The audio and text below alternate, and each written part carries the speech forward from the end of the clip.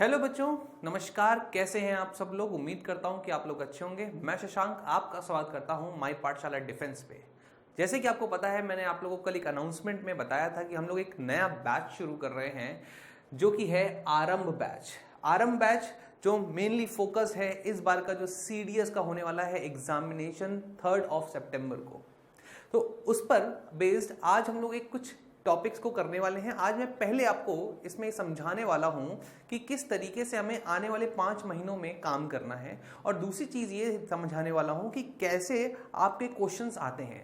आज की जो क्लास है इसमें हम लोग क्या करने वाले हैं, इसमें हम लोग प्रीवियस ईयर क्वेश्चंस कुछ उठाने वाले हैं और उनको देखने वाले हैं कि उनका आने का क्या कारण रहा है, और अगर वो आते हैं तो उन्हें सॉल्व कैसे किया जाता है। बिकॉज जो सबसे बड़ी दिक्कत आती है सीडीएस के एग्जामिनेशन में वो है कि जीएस जो है वो बहुत टफ आती है, और यूपीएससी जब भी जीएस बनाएगा तो पक्का है कि वो करंट अफेयर को जोड़ेगा ही जोड़ेगा। और मैं आपको यहाँ पर पहले तो आपको समझा दूं कि इस बार का जो 16 अप्रैल को पेपर हुआ था उसमें किस किस सब्जेक्ट से किस किस टॉपिक से कितना कितना वेटेज था, उसके बाद हम लोग आज का ये लेक्चर जो है वो शुरू करेंगे। तो सबसे पहले ये जो सीडीएस 2023 के लिए जो बैच है इसका नाम है आरंभ बैच। और एक चीज और भी मैं आपको बता दूं कि हमारी जो अब रेगुलर क्लासेस चलेंगी वो 3:30 बजे से चलेंगी। ये आपके लिए एक बहुत ही इंपॉर्टेंट नोटिस है जो आपको पता होना चाहिए, ठीक है। अच्छा, इसमें शुरू करने से पहले मैं आपको बता दूं कि जो इंपॉर्टेंट टॉपिक्स थे जो इस बार आपके एग्जामिनेशन में आए थे वो थे आपके बायोलॉजी। मैं आपको क्वेश्चन वाइज बता रहा हूं कि किस किस तरीके से कौन कौन से टॉपिक से कितने कितने क्वेश्चंस आए थे। बायोलॉजी, हिस्ट्री, इसके बाद केमिस्ट्री, और 4th नंबर पर आपकी आ जाएगी ज्योग्राफी, फिर पॉलिटी, फिर आपकी आती है इकोनॉमिक्स,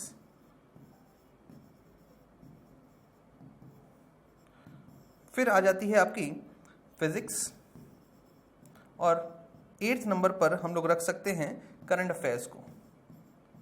तो इतने सारे टॉपिक्स तो आपके आते ही आते हैं। इसके अलावा भी कुछ मिसलेनियस टॉपिक्स आ जाते हैं तो उनको हम लोग अलग रख सकते हैं। अब है क्या कि बायोलॉजी से अगर देखा जाए इस बार का जो 16 अप्रैल को जो एग्जामिनेशन हुआ था उसका अगर आप एनालिसिस करेंगे तो आपको पता चलेगा कि 10 questions were from biology.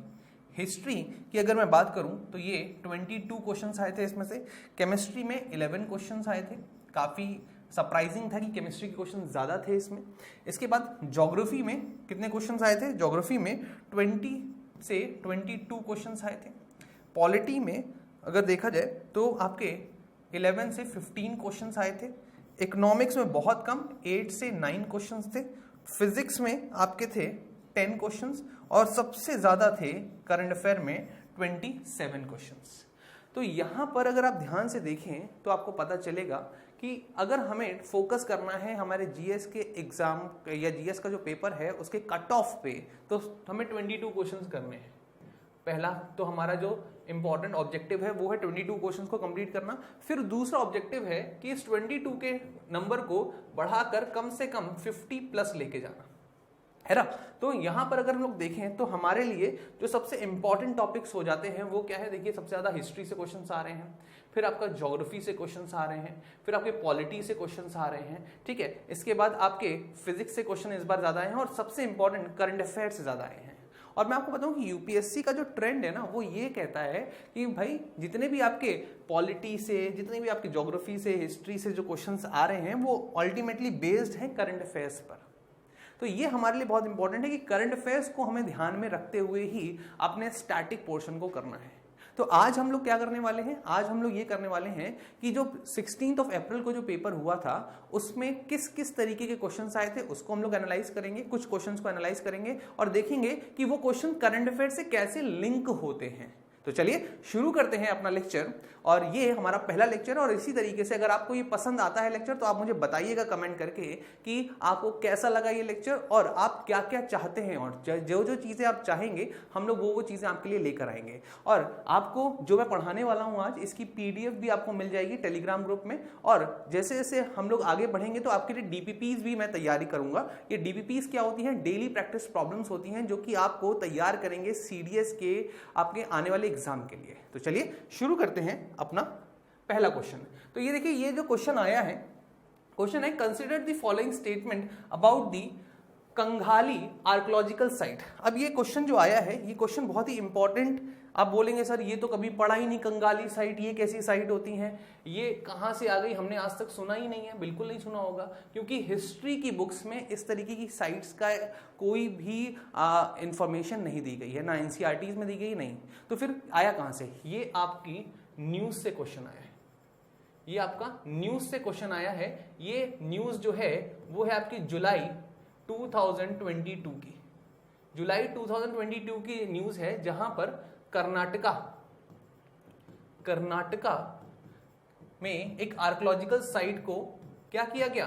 Refurbish किया गया, एक न्यू प्रोजेक्ट स्टार्ट किया गया, यहां पर न्यू प्रोजेक्ट स्टार्ट किया गया which is worth rupees 3.5 crore. Yes, और इसमें सेंट्रल गवर्नमेंट और स्टेट गवर्नमेंट दोनों हैं, जिसने ये कहा कि भाई हमें इस पर्टिकुलर साइट को क्या करना है, फिर से रिफर्बिश करना है। इसके अंदर जो जो चीजें साइटें थी, जो जो आपके इंपॉर्टेंट आर्कोलॉजिकल यूनिट्स मिले थे, इनको हमें क्या करना है, इन्हें हमें दोबारा से रीएस्टेब्लिश करना है। और ये न्यूज कब की है? ये न्यूज है आपकी जुलाई 2022 की। अब देखिए जुलाई 2022 की न्यूज जो जुलाई आपके जो 16 अप्रैल 2023 में आ रही, दैट मीन्स कि आपके लिए एग्जाम के लिए क्या इंपॉर्टेंट है, आपका फुल 1 ईयर का करंट अफेयर्स इंपॉर्टेंट है। तो ये आपके लिए मोस्ट इंपॉर्टेंट है, आपको समझना होगा। देखिए बहुत से बच्चे लोग बोलेंगे कि भाई ये तो हिस्ट्री का क्वेश्चन है, ये तो हिस्ट्री में कहीं मिलेगा ही नहीं। बिल्कुल नहीं मिलेगा आपको, बिल्कुल नहीं मिलने वाला है। तो ये आपको समझना है कि ये किस तरीके से आया। तो देखिए मैंने न्यूज का आपको डेट भी बता दिया, आप चाहो तो एक बार क्रॉस चेक कर लेना जाकर। और कर्नाटका की ये साइट है। अब ये जो कर्नाटका की जो साइट है, इसमें क्या क्या चीजें मिली हैं, तो चलिए इसमें स्टेटमेंट जो आप देखेंगे उसी से आपको सारी चीजें पता चल जाएंगी। तो consider the following statement about the Kanaganahalli archaeological site. तो सबसे पहला क्वेश्चन है या सबसे पहला स्टेटमेंट है, it is situated on the bank of Bhima river. अब ध्यान समझिएगा, भीमा रिवर जो है ये कर्नाटका में बहती है, बिल्कुल सही बात है। And Bhima is a tributary, किसकी ट्रिब्यूटरी है ये ट्रिब्यूटरी है कृष्णा की। ये एक क्वेश्चन आपके दिमाग में पहले तो बन जाना चाहिए। अब आपको मैं बता दूं कि जब हम लोग कर्नाटका की इस आर्कोलॉजिकल साइट के जो न्यू प्रोजेक्ट है, इसके बारे में थोड़ी सी डिटेलिंग करें तो आपको पता चलेगा कि ये जो आपकी साइट है, it is located on river Bhima. ठीक है, तो पहला पॉइंट तो ये है। और ये न्यूज की हेडलाइंस थी, ये न्यूज़पेपर्स की हेडलाइंस थी। अगर आप कोई भी ऑनलाइन साइट को उस समय फॉलो कर रहे होंगे तो ये सबसे बड़ी न्यूज थी उस समय की, कि भीमा रिवर के किनारे आपको इस तरीके की आर्कोलॉजिकल साइट में रिफर्बिशिंग हो रही है, दोबारा से इसमें रिकंस्ट्रक्शन हो रहा है और इतना पैसा लग रहा है इसमें। देखिए किस तरीके से कनेक्ट कर रहे हैं हम लोग। इसके बाद दूसरी चीज जो पता चली वो ये पता चली कि यहां पर मिला क्या है, यहां पर आपको मिले हैं अशोका एडिक्ट, अशोका के एडिक्ट मिले हैं। और अशोका के एडिक्ट मिले हैं तो यहां पर एक इंपॉर्टेंट क्वेश्चन आता है कि भाई the emperor Ashoka's image was found on the site. तो नहीं, एम्परस अशोका की इमेज नहीं मिली है, बल्कि क्या मिले हैं, एडिक्ट मिले हैं। और यहां पर जो स्पेशली जिसकी रिकंस्ट्रक्शन की बात की जा रही है वो क्या है, वो है आपका एक महास्तूपा। और ये महास्तूपा जो है ये 3 फेजेस में बना था। ठीक है, एस्टेब्लिश्ड इन 3 फेजेस। और ये 3 फेजेस जो हैं उनमें जो अर्ली फेज आती है वो है आपकी मौर्यन फेज। कौन सी है, मौर्यन फेज। और दूसरी जो है वो है आपकी सातवाहनास। ठीक है, अर्ली सातवाहनास और उसके बाद आपकी लेटर सातवाहना, ये 3 फेजेस हो गई। और ये पूरी 3 फेजेस जो हैं इनका टाइम पीरियड अगर आपसे पूछ लिया जाए तो आप बहुत सिंपली बता पाएंगे कि इनका जो टाइम पीरियड है, ठीक है, the remains of the Kanaganahalli stupas can be dated between 1st and the 3rd century CE। तो डेटेड हाँ ये कह सकते हैं हम लोग। क्यों, रीजन क्या है, क्योंकि इसका जो पूरा टाइम पीरियड है वो 3rd BC से 3rd AD तक चला है। तो ये पूरा टाइम पीरियड अगर देखा जाए तो इसमें आपका 1st and 3rd century CE आता है। तो ये हम कह सकते हैं कि ये आपका सही ऑप्शन होगा। तो फर्स्ट ऑप्शन आपका सही ऑप्शन है, सेकंड ऑप्शन आपका सही ऑप्शन है, थर्ड ऑप्शन जो है वो आपका गलत हो जाता है। तो ऑप्शन आपका 1 and 2 only, 2 and 3 only and 1 and 3 only, या 1 2 3? तो 1 2 3 तो नहीं होगा, 3 तो हमें पता चल गया, ये कैंसिल हो गया, ये कैंसिल हो गया, ये कैंसिल हो गया। अब इस तरीके के क्वेश्चंस में मैं आपको एक बहुत ही इंपॉर्टेंट ट्रिक आज समझाने वाला हूं, इसको बोलते हैं option elimination method. Option elimination method is a very important trick for cracking any of the UPSC examination. Reason क्या है? रीजन ये है कि अगर आप ध्यान से देखें तो इतनी जानकारी लोग नहीं जुटा पाते। इतनी जानकारी जितनी मैं दे रहा हूं, इतना रोज न्यूज़पेपर करंट अफेयर्स पढ़ना पॉसिबल नहीं है, बट हाँ ये पॉसिबल है कि हम इसका हल्का फुल्का चीज पढ़ सके कि भाई इसमें फेमस चीज क्या हुई थी। तो फेमस जो चीज हुई थी वो ये हुई थी कि यहां पर महास्तूपा मिला था, अशोका की इमेज नहीं मिली थी, अशोका की इमेज नहीं मिली थी, महास्तूपा मिला था, जो कि बुद्धिज्म के फॉलो करने के लिए, बुद्धिज्म को किस तरीके से आगे बढ़ाना है उस पर फोकस था। अगर आपने इतना पढ़ा हुआ है, आपका क्वेश्चन हो गया। 3 यहां पर भी है, यहां पर भी है, यहां पर भी है, कैंसिल हो गए आपके सारे के सारे ऑप्शन, ऑप्शन बचा आपका A. This is how you have to crack CDS. ये बहुत इंपॉर्टेंट चीज है, क्योंकि अगर आप ये सोचते हैं कि जीएस में पूरी पढ़ लूंगा, नहीं पढ़ सकते आप। ठीक है, यहां पर हम लोगों को कैलकुलेटिव रिस्क लेना होगा, ऑब्जेक्ट एलिमिनेशन मेथड्स को यूज करना होगा, क्विक पॉइंट कलेक्शन यूनिट्स को हम लोगों को समझना होगा, पॉइंट कलेक्शन स्ट्रैटेजीज को हमें समझना पड़ेगा। तो इन सारी चीजों के लिए ये जो आपका पूरा बैच है वो बिल्कुल है और YouTube पर है, और पहली बार YouTube पर फ्री पूरा डिटेल बैच जो है आपको मिल रहा है सीडीएस का, पहली बार हो रहा है। तो मैं उम्मीद करूंगा कि आप लोग इसको पूरी तरीके से यूटिलाइज करेंगे और अपने आने वाले सीडीएस के सपने को साकार करेंगे। ठीक है, चलिए, तो ये क्वेश्चन आपको समझ में आ गया। फिर क्वेश्चन आता है आपका नेक्स्ट क्वेश्चन है कि consider the following characteristics of clouds. अब देखिए ये क्वेश्चन बहुत ही सिंपल सा है, बोले क्लाउड की कैरेक्टरिस्टिक्स के लिए पूछ रहा है।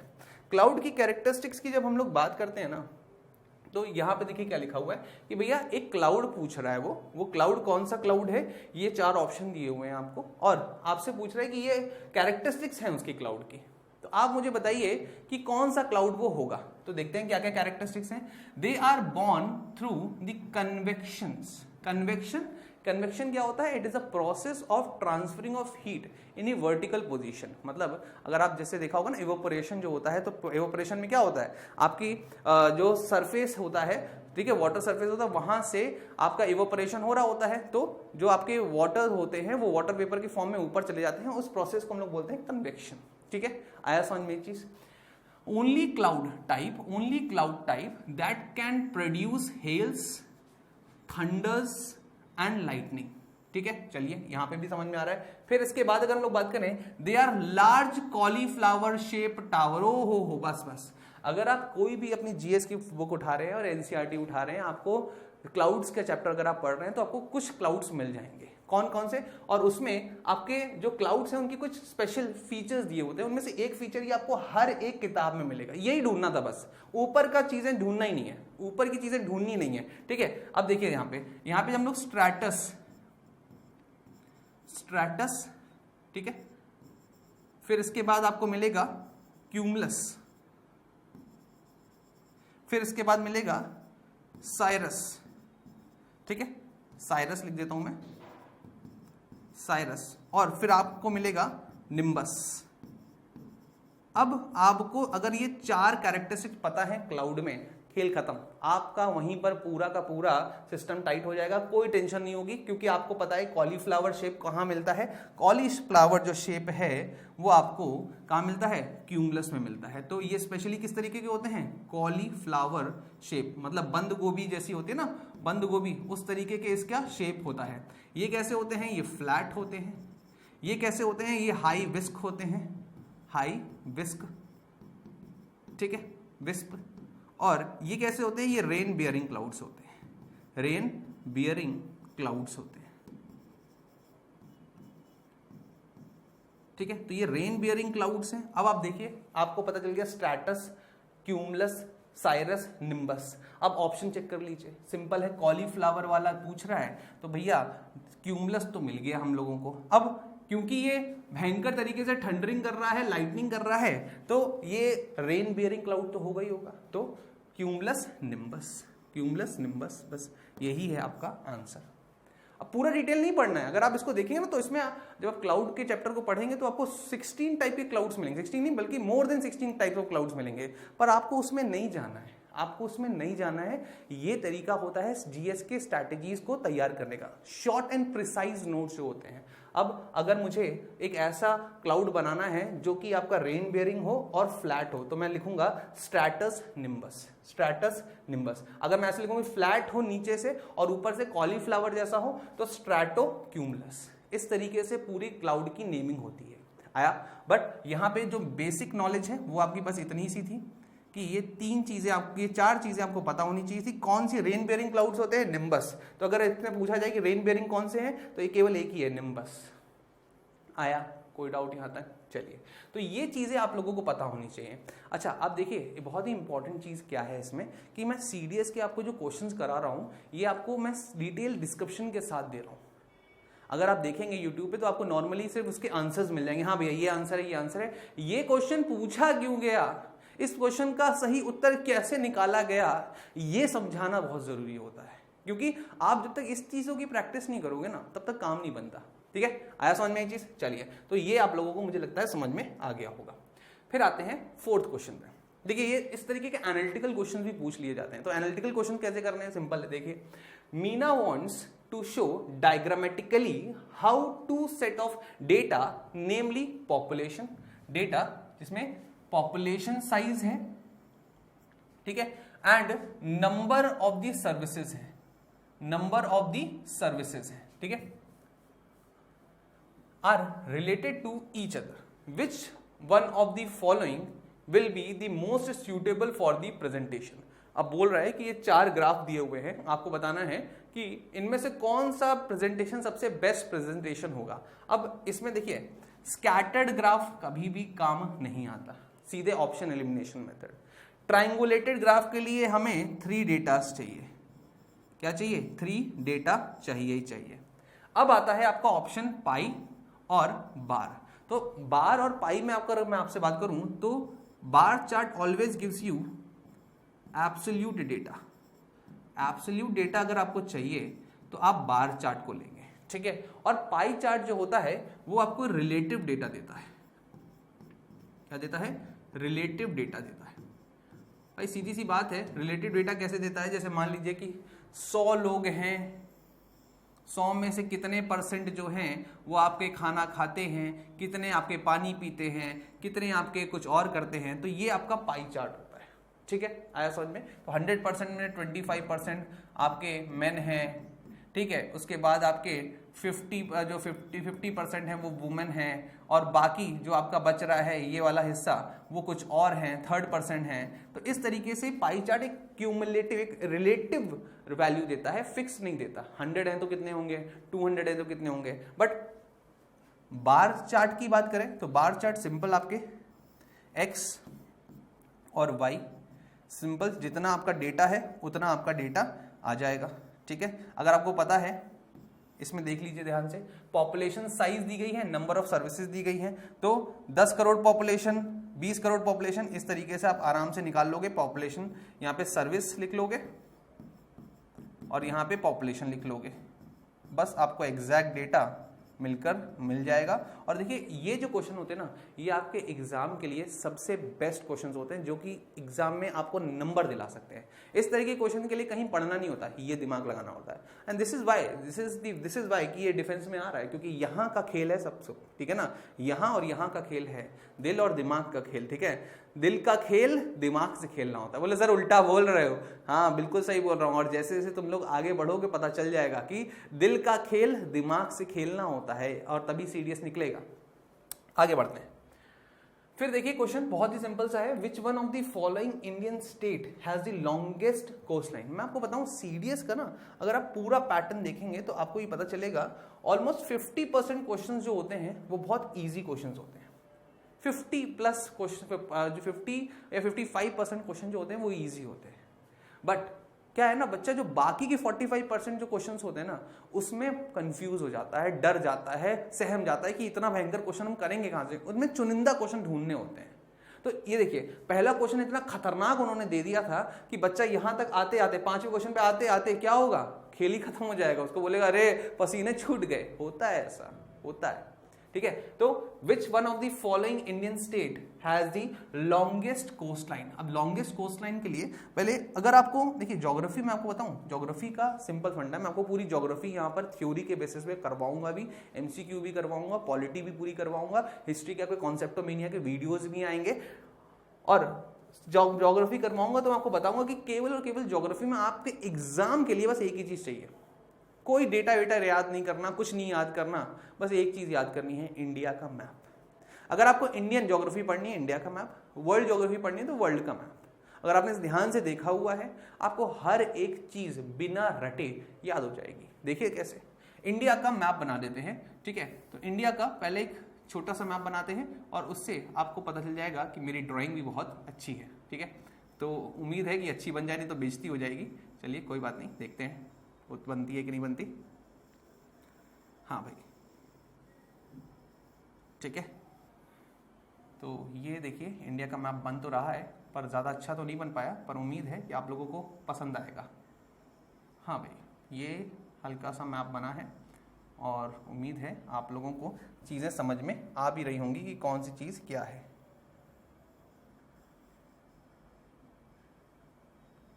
ठीक है, ये है आपका इंडिया का मैप। और इंडिया का मैप बनाना बहुत जरूरी है भाई, क्योंकि जिस हिंद की तुम रक्षा करने की सोच रहे हो ना, उस हिंद को जान लो। ये तो पक्का है कि भाई आंख बूंद करके आपको इंडिया का मैप इतना अच्छा बना दीजिए जो कि दूसरों को देखकर समझ में आए कि हाँ ये इंडिया है, ये नेपाल नहीं है। तो यहां पर अगर हम लोग देखें तो जो आपकी कोस्टल लाइन है वो ये वाली है, कोस्टल लाइन ये वाली है।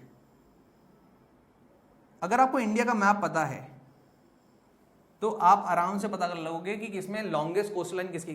कोई ज्योग्राफी में आपको गारंटी दे रहा हूं कि अगर कोई आपसे बोल रहा है कि डेटा याद करो तो वो आपको बेवकूफ बना रहा है, आपको बिल्कुल नहीं बनना है। ज्योग्राफी में एक भी डेटा याद करने की जरूरत नहीं होती है, ठीक है। अब तमिलनाडु है, गुजरात है, महाराष्ट्र है, आंध्र प्रदेश है। चलिए देखते हैं कि कौन सा हो सकता है। हो सकता है, देखिए अंदाजा लगाना है, यहाँ पे सब अंदाजा लगाने का खेल है। अब देखिए ये है आपकी कोस्टल लाइन किसकी, गुजरात की। गुजरात की कोस्टल लाइन देखिए कितनी ज्यादा है, ये पूरी यहाँ तक, यहाँ ये पूरा सीन ये है। फिर उसके बाद महाराष्ट्र की अगर हम लोग बात करते हैं तो यहाँ तक तो गुजरात है, फिर उसके बाद कहीं पर आपका महाराष्ट्र आएगा, ठीक है। तो महाराष्ट्र केवल इतना ही है, फिर उसके बाद कर्नाटका आ जाता है, फिर आपका केरल आ जाता है। तो महाराष्ट्र बहुत छोटा है। तो महाराष्ट्र दिख गया, गुजरात दिख गया, तमिलनाडु देख लीजिए, तमिलनाडु यहाँ तक जाता है, बस इतना ही है तमिलनाडु, बस खेल खत्म। फिर आता है आंध्र प्रदेश। आंध्र प्रदेश जो है यहाँ तक है, उड़ीसा इसके बीच में आएगा। तो यहां पर हमें दिख रहा है कि सबसे लंबी जो कोस्टल लाइन अंदाजे से समझ में आ रही है वो है कौन सी, गुजरात की। And this is the right answer. तो अगर मैं आपसे बात करूं तो टोटल कोस्टल जो आपके स्टेट्स हैं वो कौन कौन से हैं, कितने हैं टोटल, तो ये क्वेश्चन भी आया हुआ है सीडीएस में। 9 कोस्टल स्टेट्स हैं। और अगर उसमें लॉन्गेस्ट की बात की जाए, लॉन्गेस्ट की, तो लॉन्गेस्ट का तरीका है आपका, लॉन्गेस्ट है गुजरात, ठीक है। और शॉर्टेस्ट जो है वो कौन सी है, शॉर्टेस्ट है आपका गोवा, ठीक है। पर आपसे अगर कोई पूछ ले कि सर इन 4 में बताओ, इन 3 में बताओ, गुजरात हटा दो, 3 में बताओ, कहां से बताओगे, तो इसका एक ट्रिक है, ये ट्रिक आप याद रखिए, ठीक है। ये ट्रिक अगर आप ध्यान रखेंगे तो आपको ट्रिक से सारी चीजें याद हो जाएंगी। ट्रिक, ठीक है। गौतम को कब जी, अब देखिए ध्यान से, गौतम को कब जी मतलब मेरा दोस्त है गौतम, उसको हमेशा थोड़ा सा कॉन्स्टिपेशन रहता है, तो उसको उसी से मैंने एक ट्रिक बना दी है, बहुत आसान है ट्रिक। देखिए ध्यान से, ट्रिक क्या कह रही है, ट्रिक कह रही है कि गौतम को कब जी, GU से गुजरात, फिर आपका T से तमिलनाडु, फिर A से आंध्र प्रदेश, M से महाराष्ट्र, फिर K से केरल, फिर उसके बाद O से आपका हो जाता है क्या, हो जाता है आपका ओडिशा, फिर KA से हो जाएगा आपका कर्नाटका, और फिर G से हो जाएगा आपका गोवा। तो सबसे कम गोवा की और फिर सबसे ज्यादा गुजरात की। और उसके बीच में आपकी ये डिक्रीजिंग ऑर्डर में पूरे के पूरे सारे के सारे स्टेट 9 स्टेट्स लगे हुए हैं। बहुत अच्छे से आप इसको देख लीजिएगा, आराम से देखिएगा जाके, 9 स्टेट्स हैं, बिना टेंशन की ट्रिक आपकी तैयार हो चुकी है। आया समझ में? कोई डाउट यहां तक? चलिए तो आगे बढ़ते हैं नेक्स्ट क्वेश्चन पर। अब आता है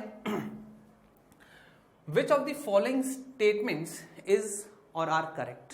देखिए एनडीए के एग्जामिनेशन में ना सारे क्वेश्चन ऐसे ही आते हैं, ये बहुत इंपॉर्टेंट है कि एनडीए के एग्जामिनेशन में सारे क्वेश्चन आपको ऐसे ही मिलने वाले हैं। अगर आप इसके सोच रहे हैं कि नहीं अब वन लाइनर आ जाएं, तो वन लाइनर नहीं आएंगे, तो आप एक काम करिए कि आप वनडे एग्जामिनेशन जो छोटे मोटे एग्जामिनेशन होते हैं उनकी तैयारी कीजिए।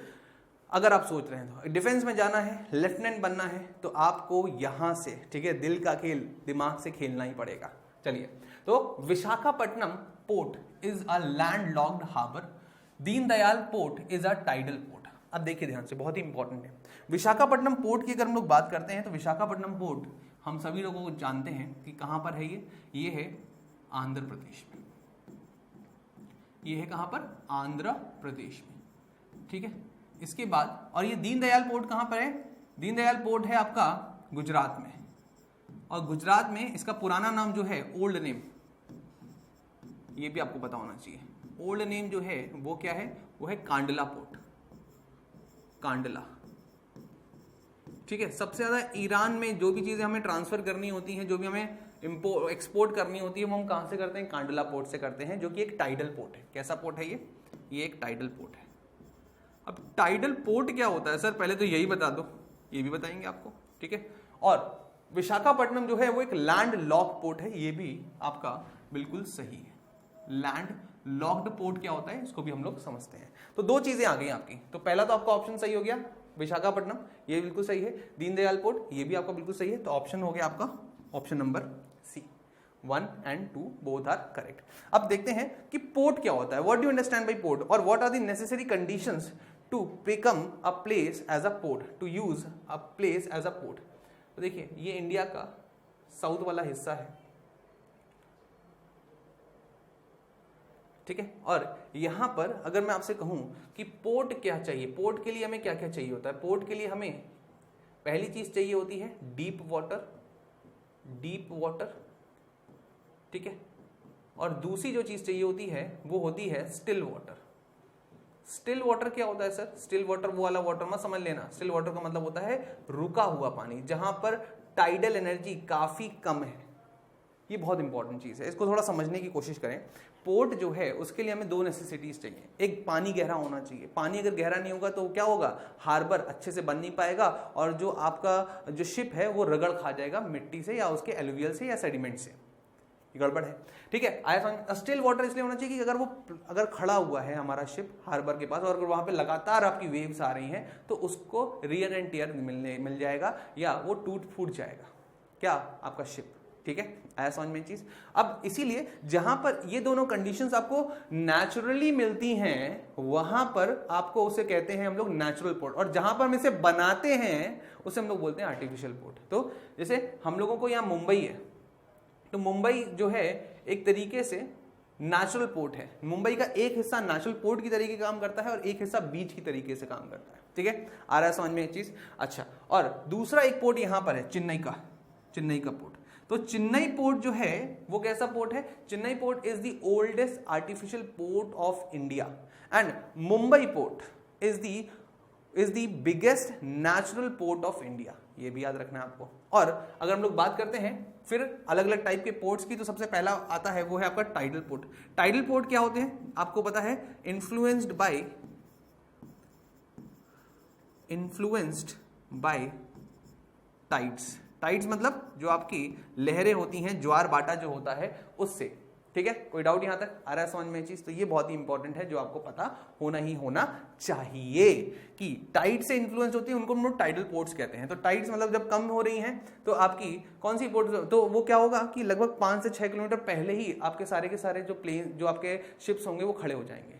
5 से 6 किलोमीटर का अंतर हो जाता है आपका इस वाले एरिया से, कंडला पोर्ट से, और यहाँ पे जहां पे वो शिप्स हार्बर खड़े होते हैं, ठीक है। आया समझ में? अब लैंडलॉक पोर्ट्स क्या होते हैं? लैंडलॉक पोर्ट ये होता है जो पूरी तरीके से, जैसे यहां पर एरिया है ये विशाखापट्टनम का, ये लैंड से लॉक्ड है पूरा area is locked by area is locked by land. Land से जब लॉक्ड है तो जब लैंड उसको हम क्या करते हैं, ब्रिज से क्या करेंगे, ब्रिज से उसको कनेक्ट कर देंगे तो ब्रिज खुल जाएगा और सारा का सारा जो पानी है उससे जुड़ जाएगा जाके, तो फिर शिप आना जाना शुरू हो जाएगा, वरना वो पूरी तरीके से बंद रहेगा। इस तरीके से वो पूरा बंद रहेगा और यहाँ पे एक स्मॉल ओपनिंग होगी और वो स्मॉल ओपनिंग जो है वो खुलेगी, तब वो एक तरीके से पोर्ट की तरह काम करने लगेगा, वरना वो एक लैंड लेक की तरीके से काम करने लगेगा। आया समझ में ये चीज, कोई डाउट यहाँ तक? चलिए, आपको पता ही है Visakhapatnam is the deepest port of India, हम लोगों को पता है, ठीक है। कांडला पोर्ट को ही हम लोग दीनदयाल पोर्ट कहते हैं, ये भी आप लोगों को पता चल चुका है। तो उम्मीद है आपका आंसर आ चुका है, that is 1 and 2। Getting my point? कोई डाउट यहाँ तक? चलिए, अब आता है ये क्वेश्चन। अब ये क्वेश्चन बहुत ही टेक्निकल क्वेश्चन है, ये इसलिए न्यूज में है, ये आया ही क्यों था, रीजन क्या है कि जनवरी 2022 को आपकी क्या सकते Indian state forest report release हुई थी, और ये जो कि बहुत ही इंपॉर्टेंट रिपोर्ट है, ठीक है, 2021 की ये फॉरेस्ट रिपोर्ट रिलीज हुई थी। कब? जनवरी 2022 में। और ये एक खास तरीके की रिपोर्ट है जो कि हमारे फॉरेस्ट एरियाज को बताती है। ये 2 साल में, ठीक है, 2 साल में 2 years में एक बार आती है, तो once in a 2 year, you can say biennial in nature, once in a 2 year, 2 साल में एक बार आने वाली ये एक रिपोर्ट है जो कि हमारे फॉरेस्ट एरियाज कवर्स कितने हैं, कितना हमारा टोटल अभी तक एरिया फॉरेस्ट में आ गया है, क्या हमारा टारगेट रहा है, वो सारी चीजें पूरी डिपिक्ट करती है। अब उसके रेफरेंस में ये क्वेश्चन पूरा आया हुआ है। देखिए ध्यान से, क्वेश्चन क्या है? क्वेश्चन है कि there is an increase in the forest cover area of India, सभी लोगों को पता है, बिल्कुल हो रहा है, बिटवीन 2011 एंड 2021, बिल्कुल ठीक है। However there is a decrease in the forest cover area of India during the same period. अब उसमें बोल रहा है कि भाई फॉरेस्ट कवर जो होते हैं वो अलग अलग तरीके से डिफाइन किए जाते हैं, ठीक है। कैसे डिफाइन किए जा सकते हैं? वो इस तरीके से डिफाइन किए जा सकते हैं कि फॉरेस्ट कवर जो है उसमें वेरी डेंस फॉरेस्ट आ जाएगा, मॉडरेट डेंस फॉरेस्ट आ जाएगा, ओपन फॉरेस्ट आ जाएगा, और ये रिपोर्ट हर 2-2 साल में आती है। ये एक बहुत खास चीज है। कौन निकालता है इसको? मिनिस्ट्री ऑफ इन्वायरमेंट निकालती है। कौन निकालती है? मिनिस्ट्री ऑफ इन्वायरमेंट, ठीक है, याद रहेगा इसको, कोई डाउट यहाँ तक? तो ministry of environment and forest जो है वो निकालती है इसको, और इसके तहत कुछ फैक्ट्स हैं जो आप लोगों को पता होने चाहिए। ये रिपोर्ट से ही आपके एग्जाम में बनकर आती है, और सबसे ये इतना इजी क्वेश्चन था ना कि उस समय की सबसे बड़ी हाईलाइट, जब ये जनवरी में लिस्ट निकली थी, उस समय की सबसे बड़ी हाईलाइट यही थी। 2 ही हाईलाइट थी उस समय। एक हाईलाइट थी कि मैंग्रोव फॉरेस्ट को मतलब इंट्रोड्यूस किया गया है, उसमें पहली बार क्या मैंग्रोव फॉरेस्ट को बताया जा रहा है इस फॉरेस्ट रिपोर्ट में। दूसरी चीज क्या थी, इसमें टाइगर रिजर्व्स जो हैं उनके फॉरेस्ट एरिया को भी कैलकुलेट किया जा रहा है, टाइगर रिजर्व्स को भी कैलकुलेट किया जा रहा है। तीसरी जो चीज थी वो यही थी कि इंडिया में सारे फॉरेस्ट कवर इंक्रीज कर रहे हैं, बस एक को छोड़कर। वो कौन सा एरिया है, तो उसको समझने से पहले हमें ये देखना होगा, ठीक है, what are the key findings of the report. तो ये की फाइंडिंग्स ऑफ द रिपोर्ट अगर देखा जाए तो यहां पर हम देख सकते हैं कि सबसे पहले टोटल एरिया जो कवर है, टोटल एरिया जो है वो परसेंटेज में जरूरी है। 24.62% of the geographical area of the country ये टोटल फॉरेस्ट कवर में आता है, जिसमें 2 चीजें आती हैं, ट्री कवर आता है और आपका फॉरेस्ट कवर आता है। फॉरेस्ट कवर और ट्री कवर मिला के टोटल आपका ग्रीन कवर जो होता है उसे बोला जाता है, और वो आपका 24.62 है। ये आपके लिए इंपॉर्टेंट है। ये फैक्ट ये जो नंबर है ये आपको याद करना पड़ेगा, क्योंकि रिपोर्ट का नंबर है, ज्योग्राफी में नहीं है। ज्योग्राफी का याद नहीं करना था, रिपोर्ट का नंबर याद करना था। और टोटल अगर पूछा जाए कि कितना चाहिए होता है, तो टोटल अगर हम लोग बोले तो हम लोग का टारगेट क्या है? टोटल टारगेट है हमारा 33%, ठीक है, कहाँ है? 33% है। और 1997 में सबसे पहली बार ये सर्वे हुआ था, और तब से लेके हम लोग अपने टारगेट को अचीव करने की पूरी कोशिश कर रहे हैं, पर अभी तक अचीव नहीं कर पाए हैं। इसके बाद दूसरी चीज जो इसकी की पॉइंट थी वो क्या थी? वो ये थी कि भाई this was also one of the key strategy of new India at the rate 75 document, और ये लॉन्च किसने किया था? नीति आयोग ने। 2015 में नीति आयोग बना था, हम सभी लोग जानते हैं। 1 जनवरी 2015 प्लानिंग कमीशन को ओवरलैप इसने किया था। फिर ये देखिए, increase in the forest and tree cover कितना है, ठीक है, 0.2% in the total forest and tree cover of the country. तो पहले ये इतना ये इंक्रीज हुआ है, ये परसेंटेज इंक्रीज है, ये भी आपके लिए इंपॉर्टेंट है। अब देखिए 3 types of forest have been surveyed. कौन कौन से फॉरेस्ट सर्वे किए गए हैं आपके, वेरी डेंस फॉरेस्ट जिनको प्रिस्टाइन फॉरेस्ट कहते हैं, मॉडरेटली डेंस फॉरेस्ट जिनको नेचुरल फॉरेस्ट या क्लोज टू ह्यूमन हैबिटेशन है, और एक होता है आपका ओपन फॉरेस्ट।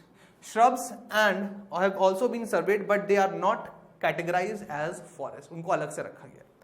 जो आपका मोस्ट इंपॉर्टेंट पॉइंट है वो यहां से आता है, increase in the forest cover has been observed in the open forest, ठीक है, इंक्रीज देखने को मिला है ओपन फॉरेस्ट में बाय, ठीक है, followed by very dense forest, while moderately dense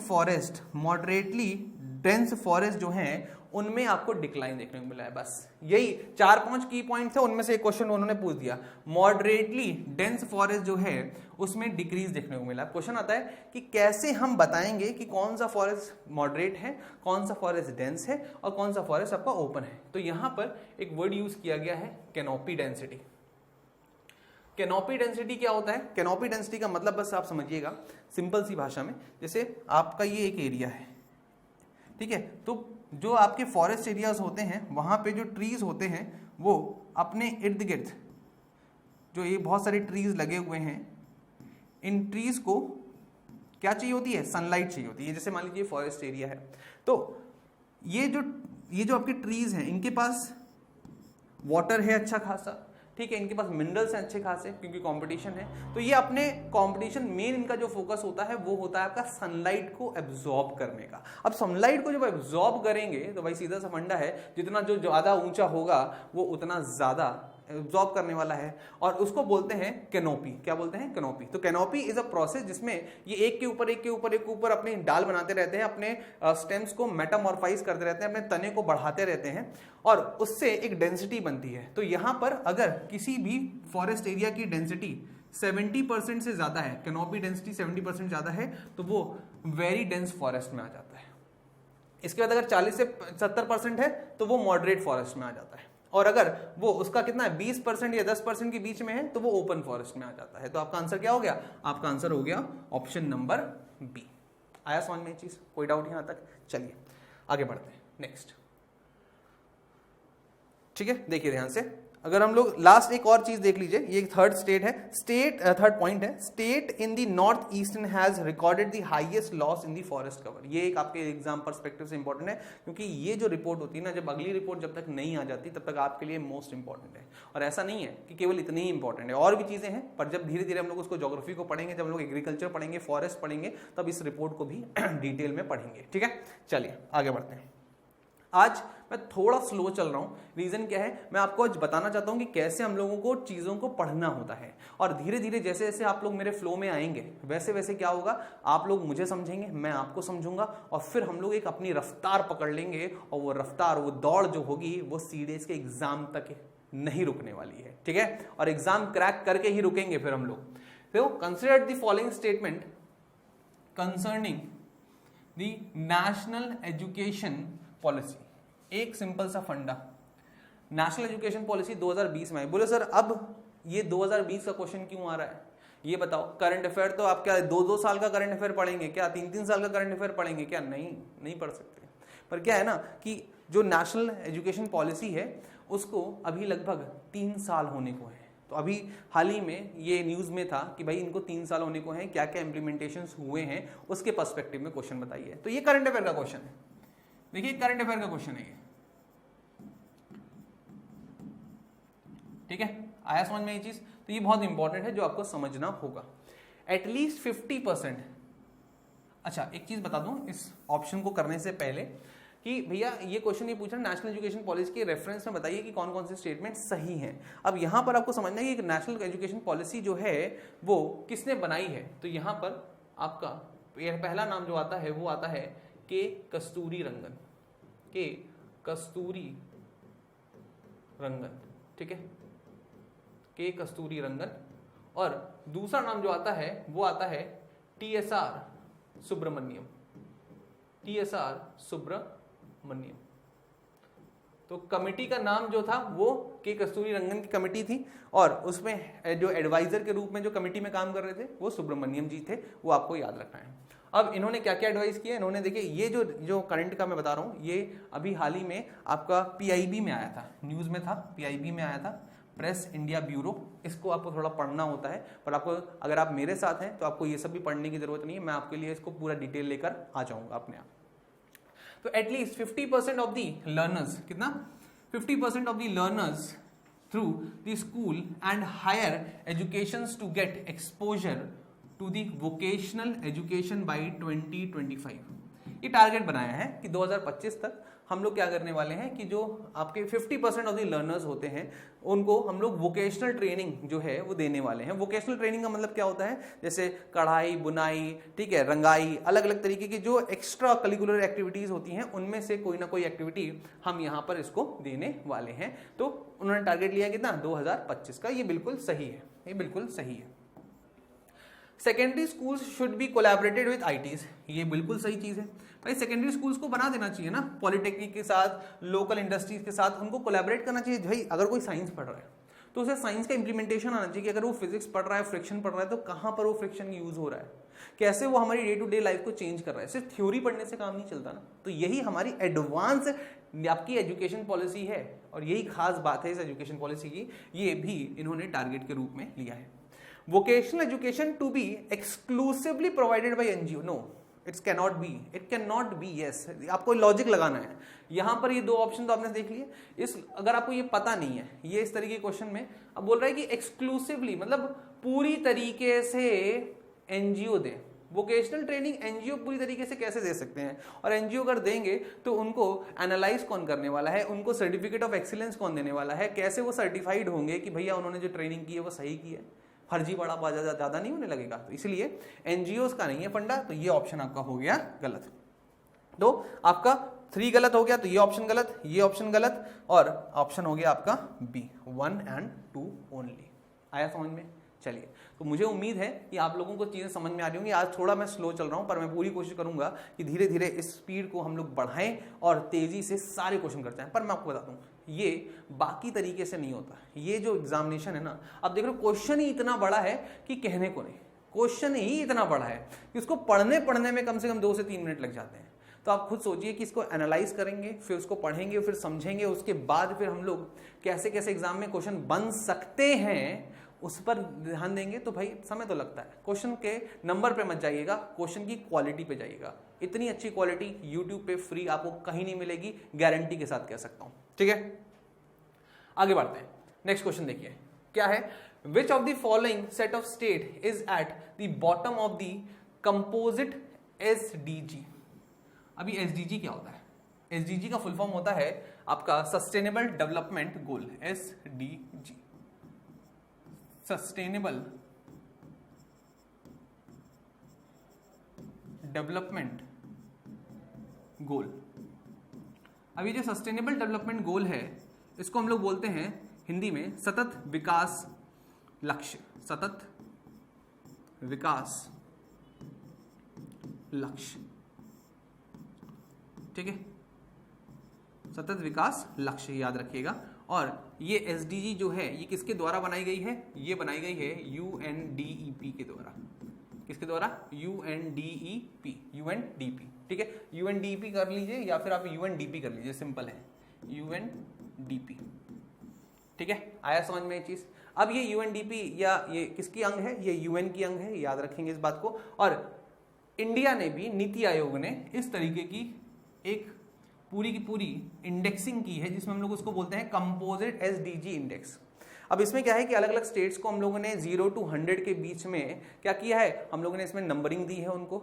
और ये मुख्य रूप से जो मेन इंपॉर्टेंट है, इस नंबरिंग को हम लोगों ने 4 कैटेगरीज में डिवाइड किया है, परफॉर्मर, रनर अप, एस्पिरेंट, इस तरीके से। ठीक है, वो हमारे लिए अभी एग्जाम के पर्सपेक्टिव से इंपॉर्टेंट नहीं है क्योंकि ये थोड़ी पुरानी है, 2020-21 की है, पर न्यूज में अभी चल रही थी इसलिए आपको पता होना चाहिए क्योंकि ये हर 2-2 साल में, 3 साल में होने लगती है। अब इसमें पूछा जा रहा है कि भैया बताइए कि ये जो कौन कौन से स्टेट है जो बॉटम पे आए थे। तो बॉटम में अगर बिहार ना हो, झारखंड ना हो, तो फिर कैसे काम चलने वाला है? सीधी सी बात है भाई। टॉप पे आंख बंद करके बोल सकते हैं केरला, तमिलनाडु, यही सब होंगे। ठीक है, और आपके आप कह सकते हैं बिहार हो सकता है, बिहार तो होगा ही होगा। तो देखो बिहार देखें तो बिहार तो बोला चारों में, ओ आप ऑप्शन में एलिमिनेट कैसे करेंगे। देखें झारखंड देखें तो झारखंड भी देखा तो इसमें तो खत्म हो गया, तो ये तो खेल ही खत्म हो गया इसका, ठीक है। तो बिहार का खेल खत्म, यहाँ पे बिहार है, यहाँ पे झारखंड है, यहाँ पे झारखंड है, यहाँ पे बिहार है, यहाँ पे भी, यहाँ पे भी। तो अब इन तीन ऑप्शन में से कोई एक होगा। ओडिशा बहुत तेजी से बढ़ रहा है, बहुत तेजी से बढ़ रहा है और अच्छा काम कर रहा है, ठीक है। और आप देखा है कि आपने बहुत सारे वहां पे अलग अलग तरीके की योजनाएं शुरू हो गई। तो ओडिशा तो कैंसिल कर दो, ओडिशा कैंसिल कर दो, तो बचा यूपी।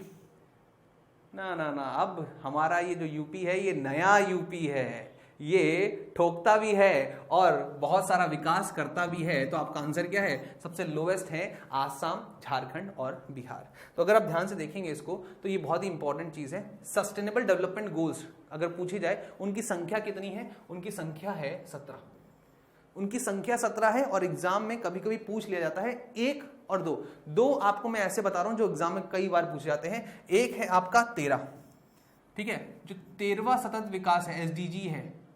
13th एसडीजी जो है ये क्वेश्चन में पेपर में पूछा जाता है, काफी बार पूछा जाता है। और इसके अलावा अगर आपसे पूछा जाए तो एक और पूछा जाता है, वो कौन सा है, वो है आपका जेंडर इक्वालिटी, जो कि है 5वां, ठीक है, 5वां एसडीजी पूछा जाता है, काफी बार पूछा जाता है, जेंडर इक्वालिटी।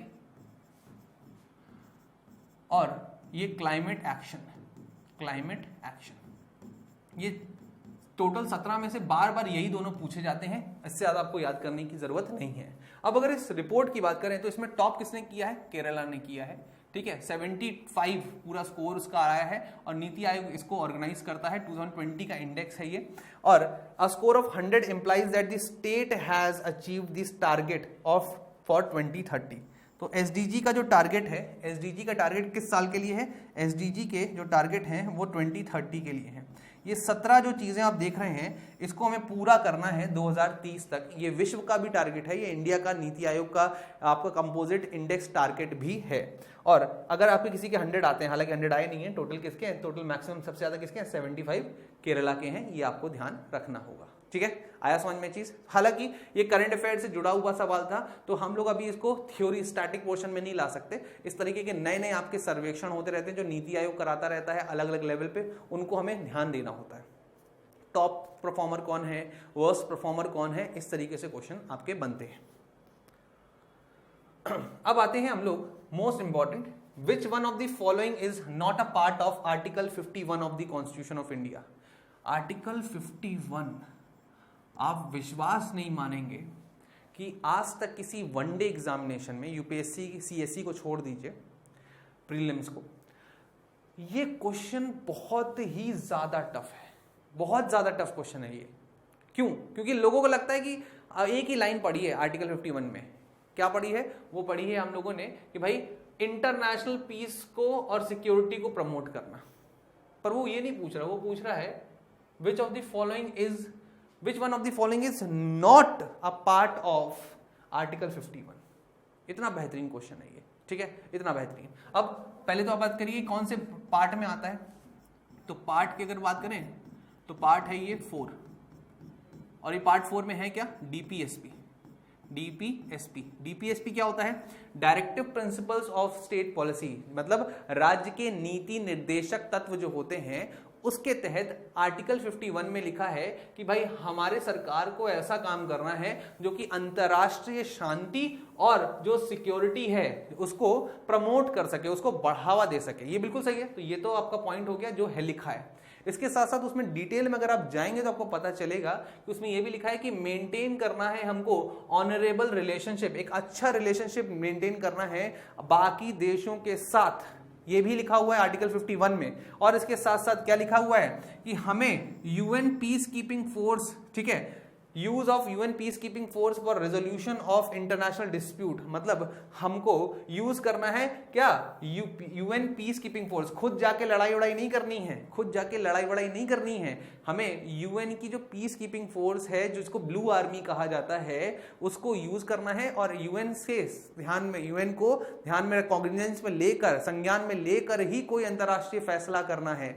ये तीनों चीजें ABC ऑप्शन आर्टिकल 51 में आती है। पर लोगों को पता ही नहीं है आर्टिकल 51, पता ही नहीं है।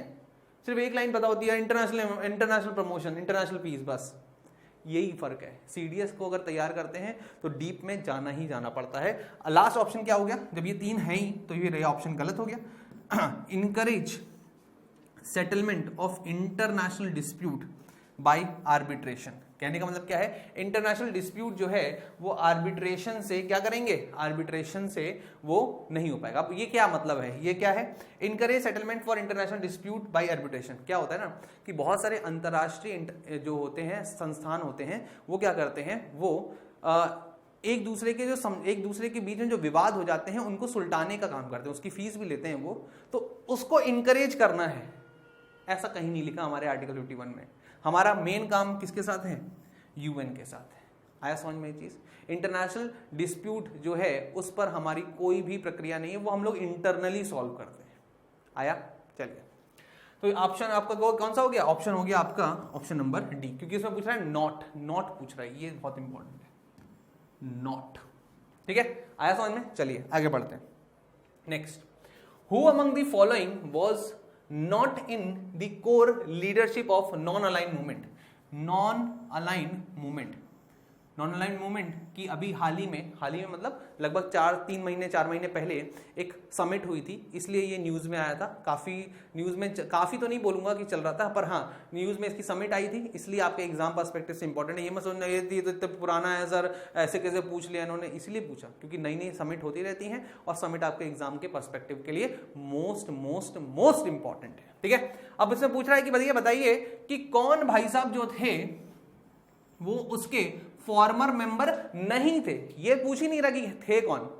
ठीक है, दिमाग में सबसे पहले आता है जवाहरलाल नेहरू, बिल्कुल सही है आपका आंसर, पर क्या जवाहरलाल नेहरू आंसर यहां पर सही होगा, नहीं होगा, क्योंकि वो तो मेंबर थे। ठीक है, क्वामे नुक्रमा ये थे, गमल अब्दुल नासिर थे, जवाहरलाल नेहरू थे, कौन नहीं थे, फेडरल कास्ट्रो। ये जब 3 थे तो यही ऑप्शन हो गया ना। फेडरल कास्ट्रो किससे संबंधित है, क्यूबन रेवोल्यूशन से संबंधित है, क्यूबन रेवोल्यूशन से। अब अगर आपसे बात की जाए तो कुछ इंफॉर्मेशन मैं आपको देना चाहूंगा नाम के लिए, क्योंकि ये एग्जाम में कई बार आया हुआ सवाल है और रिपीट होता रहता है। ठीक है, तो कुछ इंफॉर्मेशन आप ध्यान से देखिए। Non aligned movement was founded and held it's first, इनकी जो फर्स्ट समिट हुई थी या फर्स्ट कॉन्फ्रेंस हुई थी उसको बोलते हैं बेलग्रेड कॉन्फ्रेंस। क्या हुई थी, बेलग्रेड कॉन्फ्रेंस 1961 में हुई थी। और इसमें जो मेन लीडर्स थे वो कौन कौन से, वो थे जोसेफ ब्रोज टीटो। ठीक है, जोसेफ ब्रोज टीटो या कर्नल टीटो के नाम से फेमस थे। कहां के थे, ये यूगोस्लाविया के थे, यूगोस्लाविया, क्या थे, यूगोस्लाविया के। फिर गमल अब्दुल नासिर, आपको पता ही होगा कहां के हैं, ये हैं इजिप्ट के। कहां के हैं ये, इजिप्ट के। ठीक है, इसके बाद जवाहरलाल नेहरू, ये तो मुझे लगता है आप लोग बता ही नहीं पाओगे, ये तो मैं लिखूंगा ही नहीं। जवाहरलाल नेहरू भैया मुझे नहीं पता कहां के हैं, आप लोग बता के कमेंट बॉक्स में लिखिएगा। अगर आपको ये भी नहीं पता तो भैया नमस्कार है फिर आपको। ठीक है, ठीक है, इसके बाद आते हैं क्वामे कुरुमाह। क्वामे कुरुमाह कहां के थे, ये घाना के थे। कहां के थे ये, घाना एक अफ्रीकन देश है जो आपको पता होना चाहिए। सुकर्णो कहां के थे, सुकर्णो थे आपके इंडोनेशिया के। कहां के, इंडोनेशिया के, इंडोनेशिया। ठीक है, आया समझ में ये चीज। तो ये आपके 5 जो इंपॉर्टेंट लीडर्स हैं नाम के। अब ये नाम था क्या, नाम के बारे में नाम से समझ में आ रहा है, नॉन अलाइंड मूवमेंट। ये टाइम है आपका 1950 से 1980s के बीच का। 1950 से 1980s के बीच में नाम एक खास संगठन था जो कि एक्सेस पावर, ठीक है, एक्सेस पावर और एली पावर्स जो थी उनके बीच में था। मतलब अगर बात करें तो यूएसएसआर और यूएसए जो 2 सुप्रीम पावर थी, 2 आपके जोन्स बन गए थे, 2 पोल बन गए थे, उनके बीच में ये खड़ा था नॉन अलाइन मूवमेंट। हमारे प्रधानमंत्री जवाहरलाल नेहरू जी से यूएसए के प्रधानमंत्री और यूएसए के जो आपके राष्ट्रपति थे उन्होंने, और उस समय के जो आपके लीडर थे रशिया के, जिसको यूएसएसआर उस समय कहा जाता था, उन्होंने गुहार लगाई कि भाई आप हमारे पास आ जाइए, मतलब हमारी संरक्षण में आ जाइए। यूएसए ने भी यही कहा, यूएसएसआर ने भी यही कहा। पर हमारे प्रधानमंत्री ने कहा कि हमें किसी की जरूरत नहीं है, दोस्ती का हाथ बटाना है तो बटा लीजिए, हमें किसी के अंतर्गत या किसी के अंडर आने की जरूरत नहीं है, हम नॉन अलाइंड रहेंगे, हम ना ही इनके साथ जुड़ने वाले हैं ना ही हम इनके साथ जुड़ने वाले हैं, हम स्वतंत्र रहेंगे, हम किसी भी दल के साथ नहीं जुड़ेंगे, हम कहीं नहीं जुड़ने वाले हैं, हम अपना स्वतंत्र दल बनाएंगे जो कि नाम होगा नॉन अलाइंड मूवमेंट। और उनके साथ साथ ये सारे लोग भी साथ में आए और उन्होंने नॉन अलाइंड मूवमेंट को चलाया। पर अब नॉन अलाइंड मूवमेंट इतना कोई खास रह नहीं गया, पर क्योंकि अभी न्यूज में समिट आई थी, आपके एग्जाम में पूछ लिया गया सवाल। आया समझ में ये चीज? चलिए फिर करते हैं इन रिस्पेक्ट ऑफ, अब ये हिस्ट्री का क्वेश्चन है, बाल्तुदार, ठीक है, Balutedar which of the following statement given below are correct, which of the following statement is given below are correct. तो बाल्तेदार कहाँ के थे? ये डेक्कन के लोग थे, कहाँ के? दक्कन या महाराष्ट्र के लोग थे, याद रखेंगे। और ये मुख्य रूप से व्यापारी लोग हुआ करते थे। कौन लोग होते थे? व्यापारी, जो कि खूब सारा अलग अलग तरीके के सामान बनाते थे और उनको बेचते थे। तो क्या है? They were the village servants and artisan, बिल्कुल सही है, आर्टिशंस तो थे और ये सर्वेंट भी हुआ करते थे, विलेज सर्वेंट भी हुआ करते थे, बिल्कुल सही है। फिर इसके बाद they were employed by the individual peasant families, चलिए इसमें देखते हैं कि सही है कि नहीं है। फिर they existed in the medieval Deccan and Maharashtra, ये बिल्कुल सही है। तो आपके ऑप्शन 1 और 3 सही हो गए। मान के चलते हैं कि अगर आपको ये वाला नहीं पता, जैसे नहीं पता तो क्या होगा, ठीक है, 1 और 3, 1 और 3, ये 1 मिला, ये 3 मिला, ठीक है, 2 और 3 या 1 और 2, तो 1 और 2 या 1 और 3, इसमें या तो ये हो सकता है या तो अगर 2 भी हो गया तो ये भी हो सकता है ना। 1 ये वाला तो ऑप्शन नहीं हो सकता, ये वाला ऑप्शन नहीं हो सकता, ऑप्शन एलिमिनेशन मेथड, ठीक है। तो यहां पर आपका जो ऑप्शन होगा वो ये है कि they were employed by the individual peasant families, नहीं पीजेंट फैमिलीज नहीं, ये सिंपल है आपका 1 and 3 is the right answer. मुख्य रूप से कहाँ के हैं? ये आपके बोलतेदार हैं, और बोलेत जो होता था वो उनका इनकम होता था जो उनको मिलता था, ठीक है। ये वतनदार बोलतेदार हुआ करते थे और आप कह सकते हैं वाकिर बोलतेदार भी हुआ करते थे। 2 तरीके की इनकी श्रेणियां हुआ करती थी, पर आपको इतना डिटेल में मुझे लगता है कि जाने की जरूरत नहीं। अब ये बोलेंगे सर ये वाला क्वेश्चन कहां से है? ये मेडिवल हिस्ट्री से बेटा, ये आपको मेडिवल हिस्ट्री में डायरेक्ट सवाल मिलेगा, एनसीईआरटी में मिल जाएगा जब आप पढ़ेंगे महाराष्ट्र की हिस्ट्री को, ठीक है। आया समझ में ये चीज? कोई डाउट यहां तक? चलिए आगे बढ़े। फिर आता है which one of the following viceroy was first to officially shift his council to Shimla in summer season?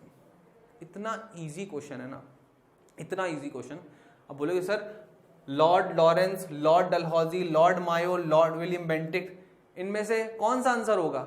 आप बोल रहे हो इजी क्वेश्चन है, इजी क्वेश्चन है। देखिए इन्होंने ना 4 ऑप्शन दिए भले ही हैं, पर अगर आपने थोड़ी भी हिस्ट्री पढ़ी हुई है ना तो आप आराम से बता पाएंगे कि इन्होंने दिए ऑप्शन केवल 2 ही हैं। क्यों? क्योंकि इन्होंने लिख दिया वाइसराय। वाइसराय अगर आपसे पूछा जाए क्या लॉर्ड डलहौजी वाइसराय थे? नहीं थे, ऑप्शन खत्म, लॉर्ड डलहौजी वाइसराय नहीं थे, ठीक है। लॉर्ड विलियम बेंटिक वाइसराय थे? नहीं। ये दोनों कौन थे? ये तो दोनों तो गवर्नर जनरल थे भाई। वाइसराय जो है ना, ध्यान से देखिएगा, गवर्नर जनरल ऑफ बंगाल, मतलब बंगाल के गवर्नर जनरल, फिर गवर्नर जनरल ऑफ इंडिया, मतलब भारत के गवर्नर जनरल, और viceroy of India, viceroy of India. अगर आपसे पूछा जाए ये 3 अलग अलग पोस्ट कब कब बनी हैं, तो ये बनी है आपकी 1773 के रेगुलेटिंग एक्ट से। किससे बनी है? 1773 के रेगुलेटिंग एक्ट से। आया समझ में ये चीज? 1773 के रेगुलेटिंग एक्ट से बनी है, और ये बनी है आपकी 1833 के चार्टर एक्ट से, चार्टर एक्ट से, ठीक है। और ये बनी है आपकी 1858 के गवर्नमेंट ऑफ इंडिया एक्ट से, गवर्नमेंट ऑफ इंडिया एक्ट। तो अब आपको समझ में आ गया हो कि 1858 से पहले के जो लोग थे उनको गवर्नर जनरल ऑफ इंडिया कहा जाता था, और ये कौन थे? ये गवर्नर जनरल ऑफ बंगाल होते थे। कब से कब तक रहे? 1773 से लेके 1833 तक गवर्नर जनरल ऑफ बंगाल रहा, 1833 से लेके 1858 तक गवर्नर जनरल ऑफ इंडिया रहा। आया समझ में? और उसके बाद 1947 तक वाइसराय ऑफ इंडिया रहे। अब आपको पता चल गया लॉर्ड डलहौजी तो भैया गवर्नर जनरल थे, तो ये कैंसिल हो गया, ये विलियम बेंटिक कैंसिल हो गया। अब बचे आपके लॉर्ड लॉरेंस और लॉर्ड मायो। इसमें पूछ रहा है, क्या पूछ रहा है, फर्स्ट पूछ रहा है। तो अगर आपको थोड़ा बहुत ही पता होगा कि भैया इन दोनों में कौन पहले आया, खेल खत्म, वहीं पर आपका ऑप्शन आ जाएगा। और मैं आपको बता दूं कि लॉर्ड लॉरेंस पहले आए हैं। कोई डेट याद करनी नहीं है, कुछ भी याद नहीं करना है, ठीक है। आया समझ में? मायो, लॉर्ड लॉरेंस और लॉर्ड मायो। अब आगे बढ़ते हैं, देखिए ध्यान से, बहुत ही इंपॉर्टेंट है। एक और जो स्लाइड आ रही है वो क्या है, वो आपको सिर्फ ये बताएगी कि किस तरीके से आपके सारे के सारे गवर्नर जनरल लगे हुए हैं। तो सबसे पहले लॉर्ड कैनिन आते हैं, Lord Canning first viceroy of India. फिर लॉर्ड इल्डिंग आते हैं, फिर लॉर्ड लॉरेंस जिन्होंने ये शुरू किया था, शिमला को सबसे पहले अपनी ऑफिशियल कैपिटल बनाया था। इसके बाद लॉर्ड मायो आते हैं जिनकी डेथ इंडिया में अंडमान निकोबार में हो गई थी, ठीक है, अंडमान एंड निकोबार में इनकी डेथ हो गई थी। फिर लॉर्ड नॉर्थ ब्रूक आते हैं 1872 से 1706 तक। फिर इसके बाद लॉर्ड लिटन आते हैं जिनके टाइम पर